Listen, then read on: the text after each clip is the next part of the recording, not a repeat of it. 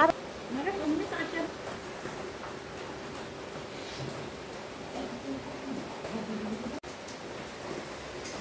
শুকনো কিমা, এই শুকনো কিমাটা কিভাবে, ডিমের শাকটা কিভাবে বাটা হয়ে গেছে দেখুন। দুটো লঙ্কা, একটু হাফ পেঁয়াজ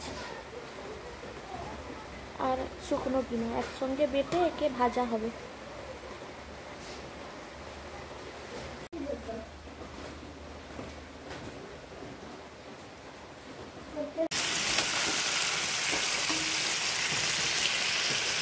ভেটকি মাছ,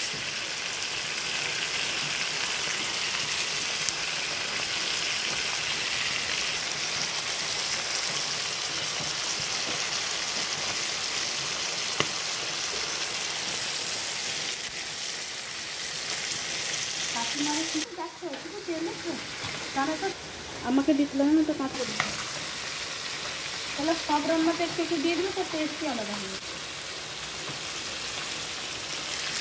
একটা ভেটকি মাছের তেল,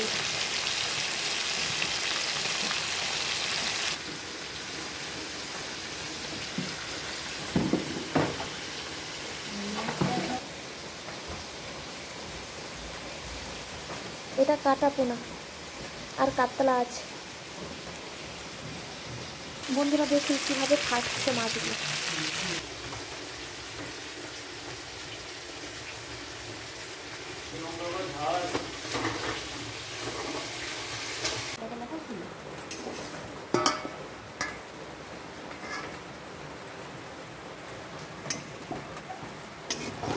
দেখতে তেল আছে না, সব গলে জল। তাও তেলেই তাকে রান্না হবে।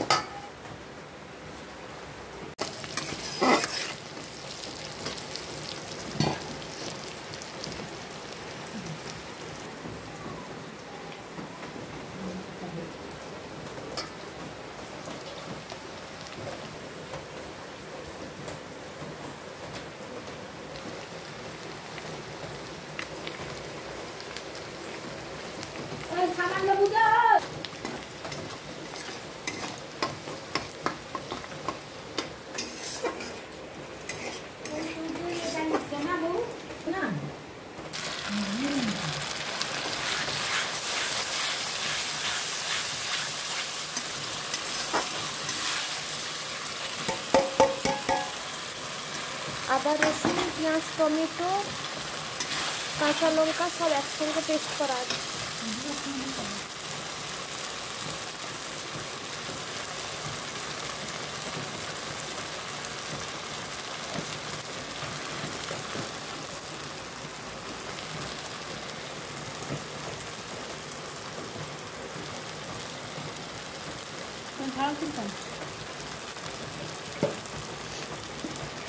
হলুদ গুঁড়ো, লঙ্কা গুঁড়ো,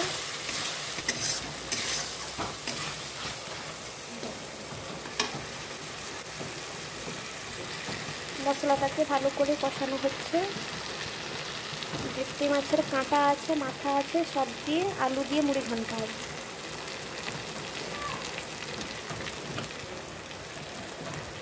এটা গোলমরিচ গুঁড়ো,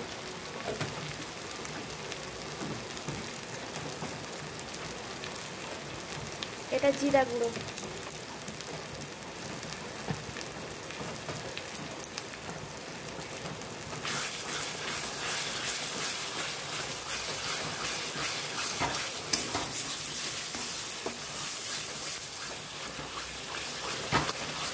ভালো করে মশলাটা কষালে যত কষাবে তত টেস্ট হবে।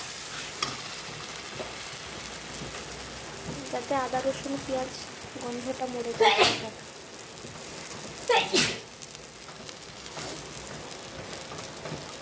তেজপাতা,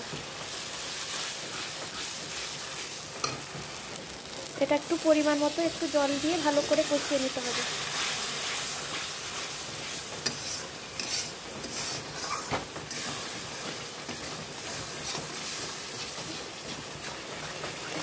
গ্রেভিটা ভালো করে নিলে ভালো আদা রসুনের গন্ধটা যাতে মরে যায় ঠিকঠাক করে করতে হবে।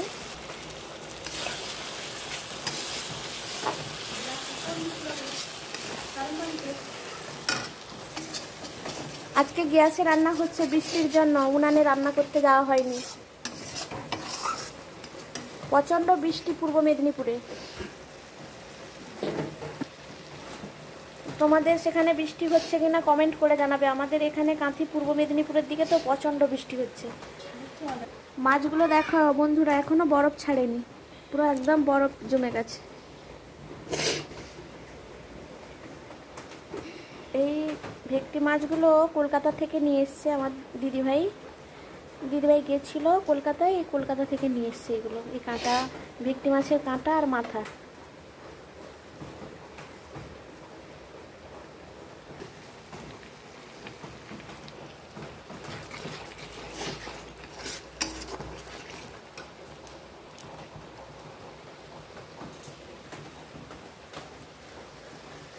বন্ধুরা দেখুন কেমন অঝরঝরে বৃষ্টি হচ্ছে এই কাঁথি পূর্ব মেদিনীপুরের দিকে।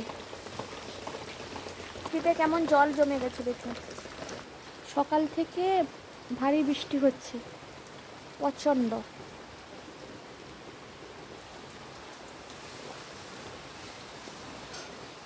দেখো কতটা মেঘলা। সেই জন্য আমি আজকে রান্নাঘরে যেতে পারিনি, একটু দূর আছে রান্নাঘরটা, ঘরের বাইরে। এই জন্য গ্যাসে আজকে রান্না হচ্ছে।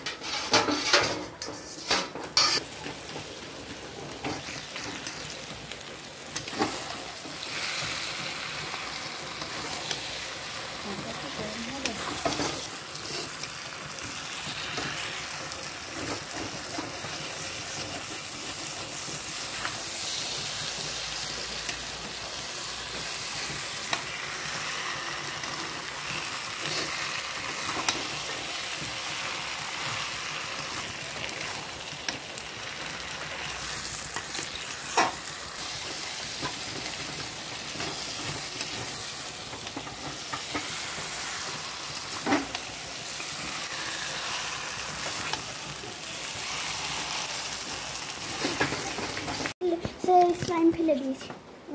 স্লাইম শেষ করে কেন শেষ করলে কেন?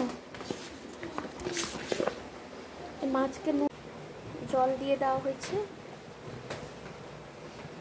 আলু মাথাটা যাতে ভালো করে সেদ্ধ হয়ে যায় এই জন্য জল দেওয়া হয়েছে। একটু শুকনো শুকনো করা হবে।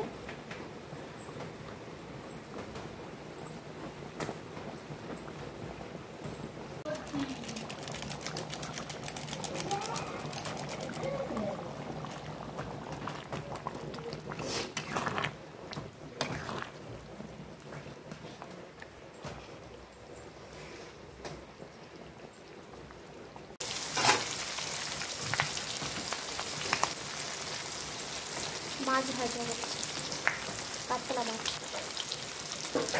এটা হচ্ছে বাটা কিমা ভাজা, শুকনো কিমাকে বেটে ভাজা হচ্ছে।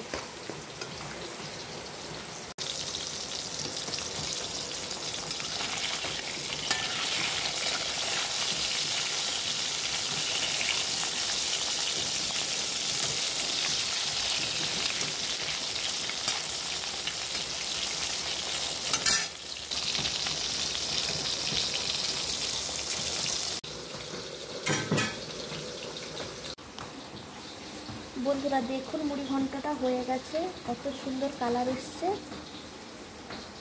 ভেটকি মাছের কাঁটা আর মাথা দিয়ে মুড়ি ঘন্ট, আলু দিয়ে।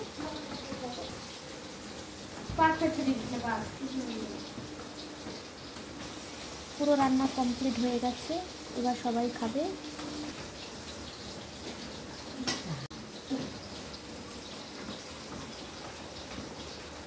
খুব সুন্দর কালার চলে এসছে, রান্না পুরো কমপ্লিট, এবার সবাই খাবে।